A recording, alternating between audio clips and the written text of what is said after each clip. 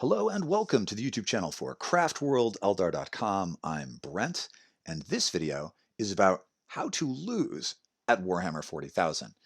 And for those of you who are expecting a bunch of quips about, oh, you played such and such a faction or whatever, that's not what this is about. This is not a video about Tau.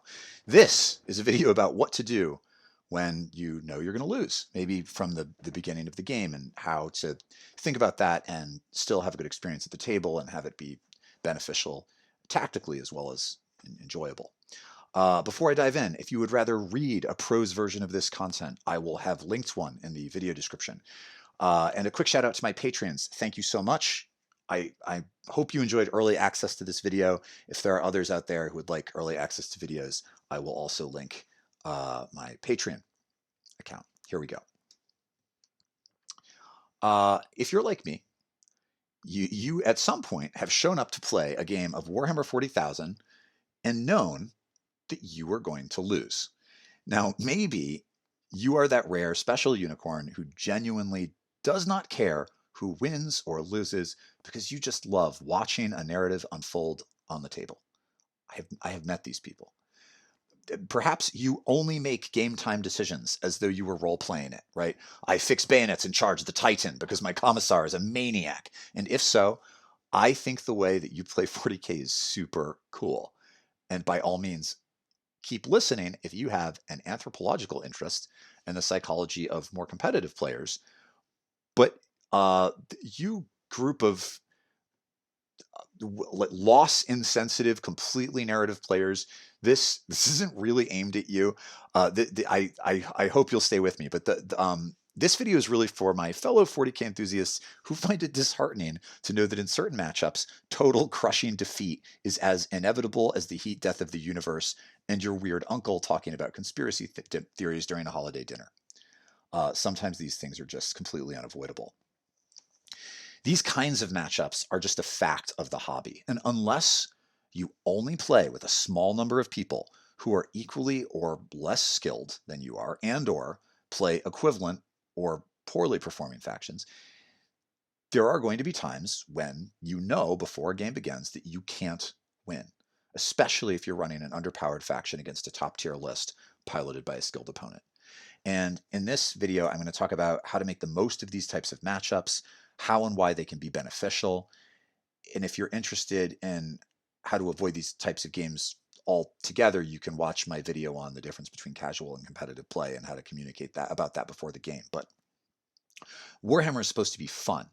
And even when games don't go your way, the experience of playing should still be satisfying in some way. So I'm going to talk about doomed encounters, the encounters with opponents in which you know your poor space elves are just doomed. Or maybe you're not a space elf player, right? This is kind of a general interest 40K video. So maybe it's your Tau. Sorry, Tau. There are two possible reasons that a particular game might be just a doomed encounter for one player. The first is that your opponent is much better than you at 40K and is showing up with an optimized list from a competitive faction and is going to play to win. And if this is the case, in my opinion, you are very lucky. Far from being a wasted evening or a pointless endeavor, these types of contests are the best possible opportunities we have as competitive players or as players who at least want competitive play to be one aspect of our game to get better at the game that we love. So that's one reason.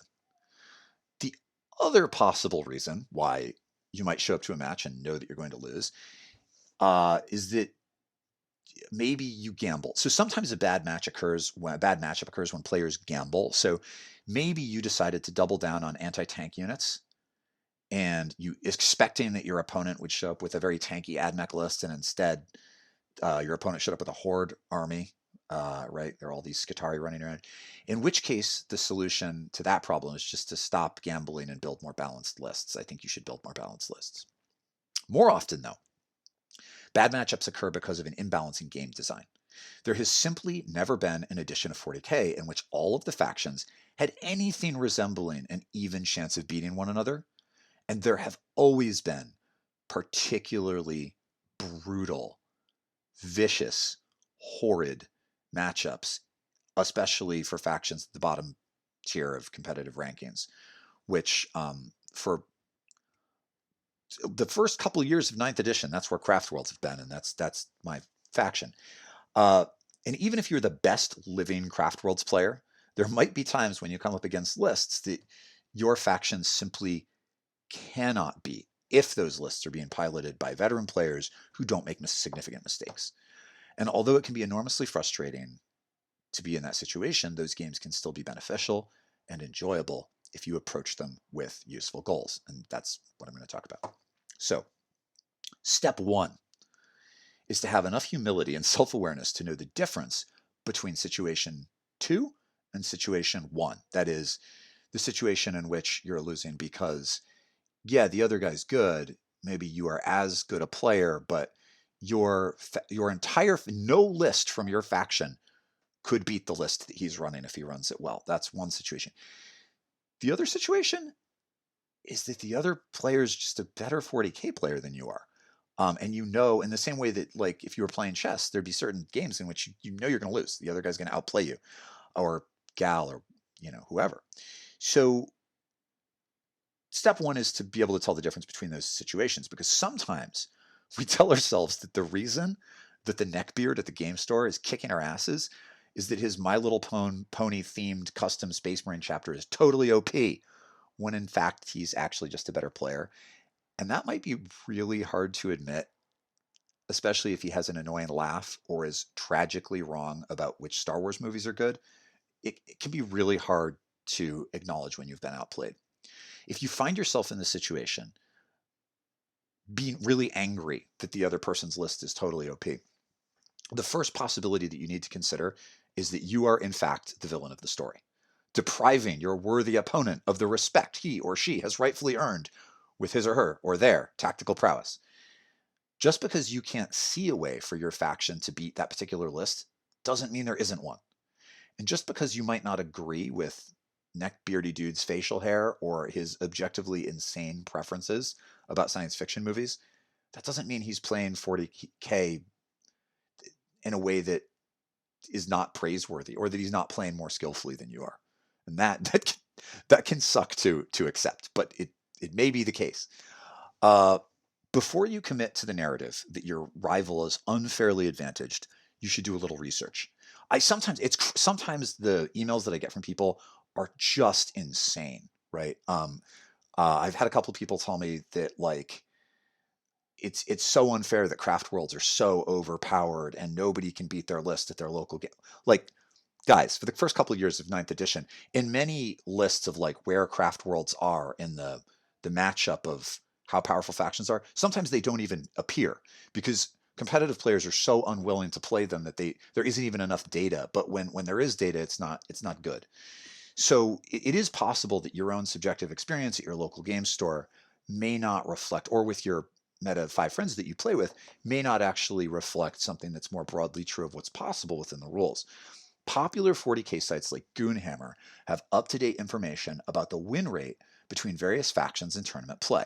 That can be super informative. Alternatively, you can Google around to find out whether top players who play your faction are running into the same problems you are.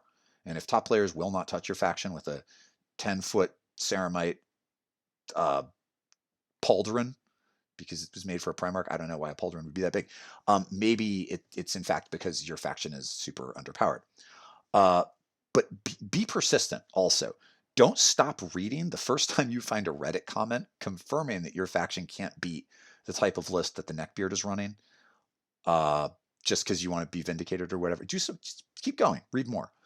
Also, even if you do determine that his faction has an advantage against yours, is it really such a great advantage that it can explain your 5 losses in a row? Maybe, right? It is possible that the discrepancy really is attributable almost entirely to uh, a difference in power level. It is possible.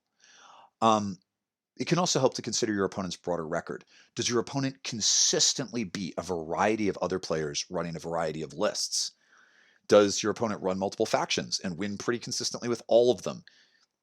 If so, as much as you might not want to admit it, Beardy Guy might just be better at the game than you are. And maybe he's also running a more powerful faction and a better list, but he might also just be better at the game.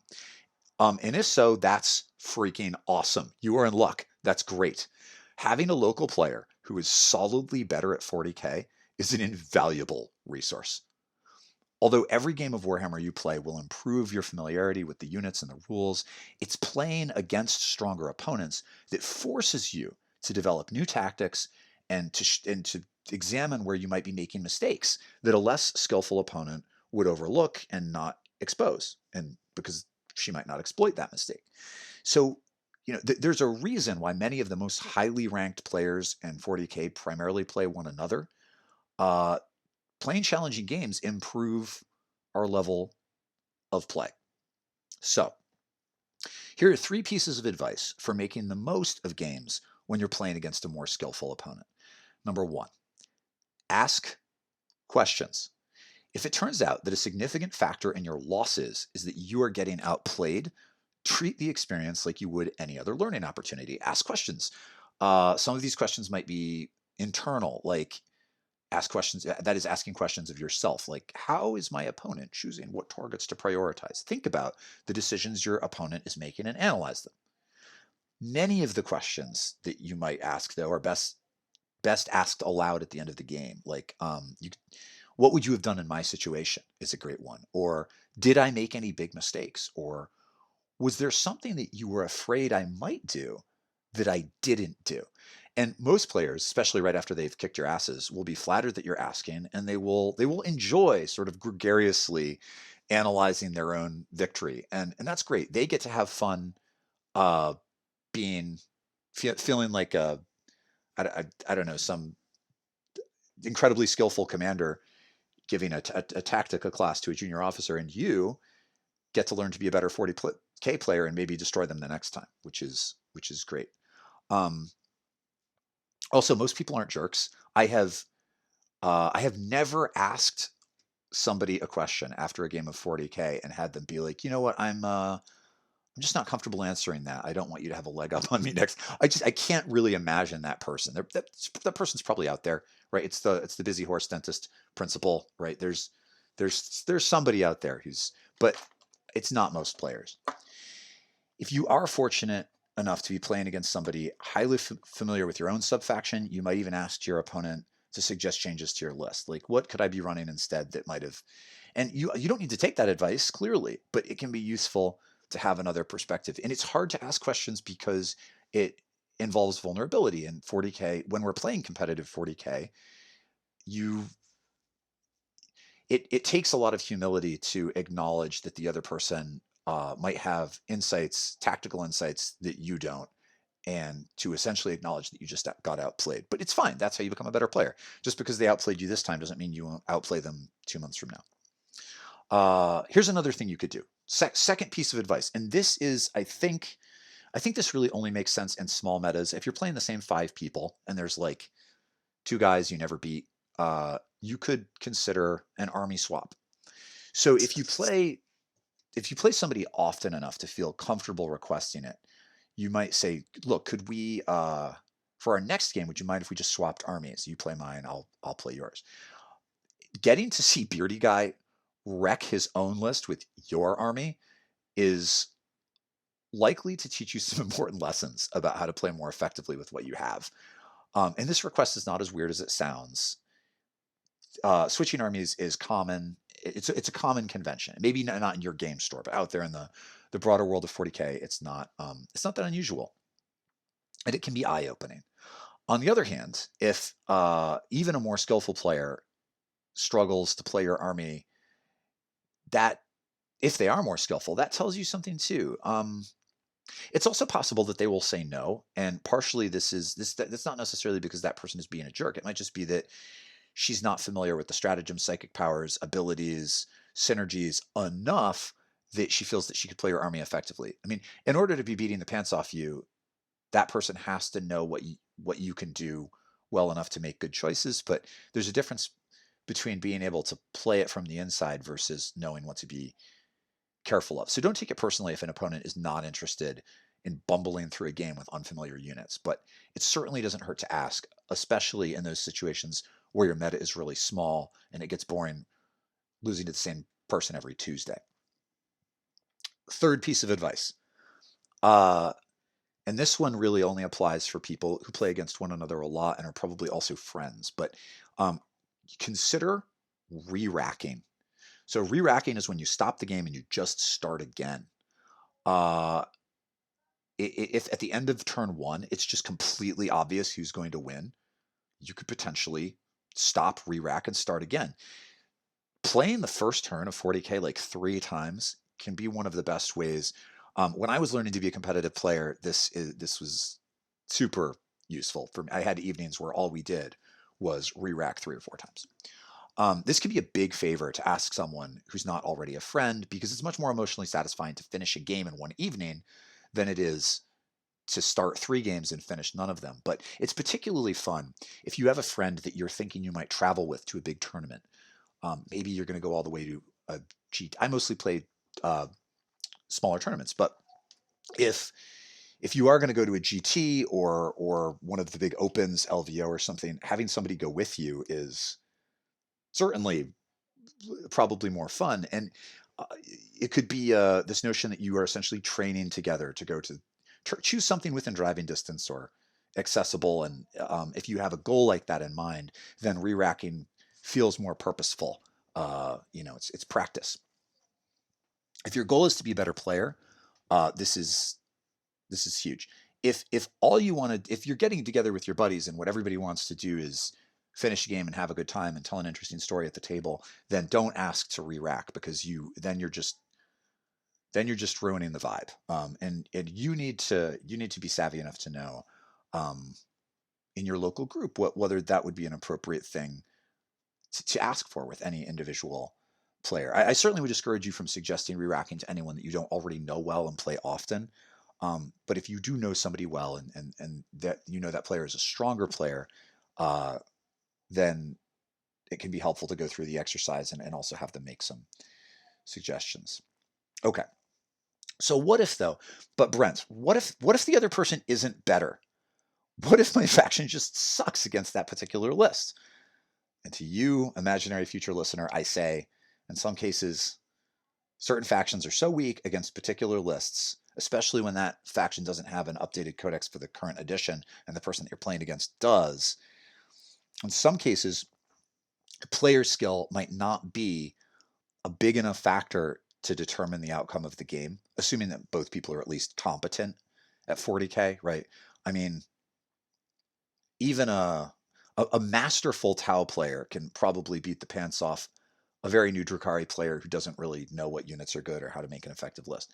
Um, but if you're in a situation where you simply can't win, the other person really, maybe you're the better player, right? But you can't beat the other player simply because your faction is currently disadvantaged. Uh, if that's seriously detracting from your enjoyment of the hobby, I think that you have 3 options. 1, run a different faction, or at least splash in some allies from a more competitive sub-faction. So for example, if you're a Craft Worlds player who's tired of getting your ass kicked, then maybe learn to splash in some Harlequins. A detachment of Harlequins or Drukhari, uh, both of those are pretty competitive factions, and it'll be fun to have something new to learn. Can give you a big leg up. And if you're thinking, but Brent, I'm a Craft Worlds purist, that's the whole point. Well, if you're not having fun, if you need to have some chance of winning to have fun, and if there's no other way for you to, then maybe your best option is to compromise a little bit, and mix it up. Another option is to ask your opponent to run a different list. I like the first one because it's something you have control over. But you could ask your opponent to run a different list. Like say, look, you've beaten me 5 times with that. I think we all know how this will go. Uh, most people will do it. Most people will do it.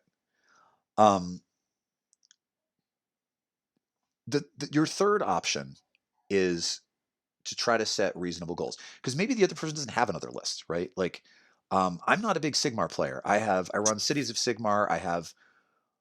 I can make several different lists, but when I was putting together my army, there was a guy helping me learn the game, and I didn't know at the time, but now he like coaches US national Age of, so I have this like incredibly badass Age of Sigmar army, and playing casual games over the summer, I against certain friends, like I can't, it's hard for me to lose a game, not because I'm a good Sigmar player, I'm really not, especially, but the list is so good.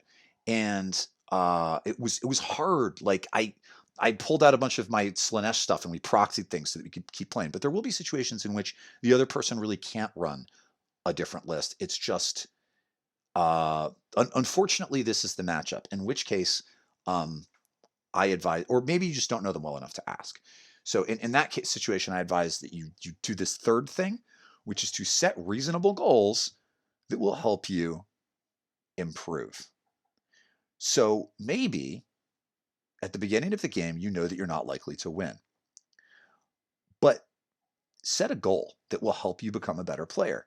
See if you can max out your secondary objectives, like two of your secondary objective scores. Like think about, it doesn't matter if I win, but I am going to get to 15 points with these two secondaries.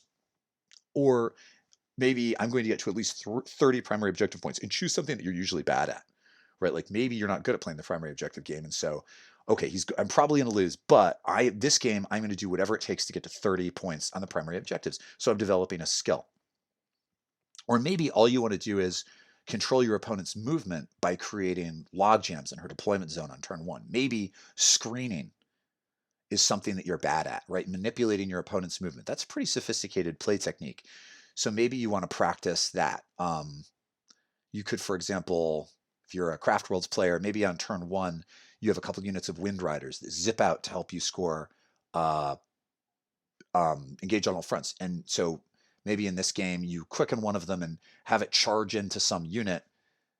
Yeah, it's not going to do anything in hand to hand, but just to trap that unit in your opponent's deployment zone and create a log jam and do some things that are unexpected. Um, Even if you can't win, you can set an achievable goal that will help you develop skills that will make you a better player. So that when your faction or sub-faction finally gets that new codex or FAQ or whatever it is, you will be ready to dominate the battlefields of the 41st millennium with tactical skills forged in the fires of lost causes. You too can learn to be a special unicorn. And if you prepare for it, someday your time will come. A word of caution, though. If you or your opponent care about competitive play, when you set that goal, don't set a silly goal unrelated to competitive outcomes, because it's not fun for your opponent if you don't at least try to win. It's sort of like passive aggressive too, to show up to the game and be like, no, I'm not even going to shoot in this shooting phase. My guardians are only going to club you at the butts of their shuriken catapult. That doesn't, it won't help you improve as a player. And it will probably just annoy the person that you are playing with if you want to make sure that like every guardsman in your army has to perform a bayonet charge and that's your only goal. Those objectives are fun for narrative games, and as long as everybody's on board with that's how you're playing, awesome. But when the other person is trying to play a competitive game, it's not really, it's not sporting. It undermines tactical aspects of the game and prevents skill development. So that's it. Losing at 40K can be a solid learning opportunity, and even hopeless matchups offer options for thoughtful play in which the decisions you make matter to whether you achieve those specific goals. We can't all be the narrative player living in a perpetual state of story-driven zen, indifferent to the capricious whims of game imbalance, but we can all find ways to make the games we play enrich our experience of the hobby that we love, or we wouldn't be doing it. Uh, so there it is. If you liked this video, please click like. If you want to see more similar content, please leave please leave a comment to that effect. And if you have your own ideas about how to make the best of doomed encounters, I hope you will leave those suggestions in the comments below. Thanks guys. That's it for today. I look forward to seeing you next time.